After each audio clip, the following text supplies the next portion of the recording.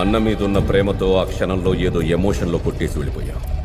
కొట్టేసి వెళ్ళిపోయిన తర్వాత అయినా ఈ మద్దాలి శివారెడ్డి అనేవాడు పలానా వాడు మామూలోడు కాదు, వాడింకా చావలేదు, హాస్పిటల్లోనే ఉన్నాడు, లేస్తే వస్తాడు, వస్తే చేసేస్తాడు అని తెలీదురా. నేను హాస్పిటల్లో ఉన్నప్పుడు నీ గురించి ఏం ఆలోచించానో తెలుసా? శివారెడ్డి నుంచి ఎలా తప్పించుకోవాలి, ఎక్కడ దాక్కోవాలి అని పారిపోయి ఉంటావు. నిన్ను పట్టుకోవడానికి ఎక్కడెక్కడ వెతకాలి, ఎన్ని రోజులని వెతకాలి అని ఆలోచించా.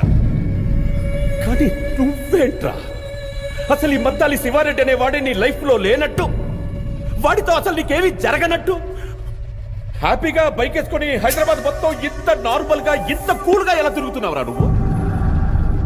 ఎవరు సార్ మీరు? ఎవరు సార్ మీరు? నేనెవరో నీకు తెలీదు. మీరేం మాట్లాడుతున్నారు? మీరు ఎవరు అనుకుని ఎవరితోనో మాట్లాడుతున్నారు? నేనెవరో నీకు నిజంగా సార్ మీరు ఎవరు సార్? ఈ విషయం నేను ఎట్టకారంగా చెప్పట్లేదు, సీరియస్ గానే చెప్తున్నాను. జరిగిన విషయం నేను మర్చిపోయాను. నా లైఫ్ లో కానీ నా మైండ్ లో కానీ నువ్వు లేవు.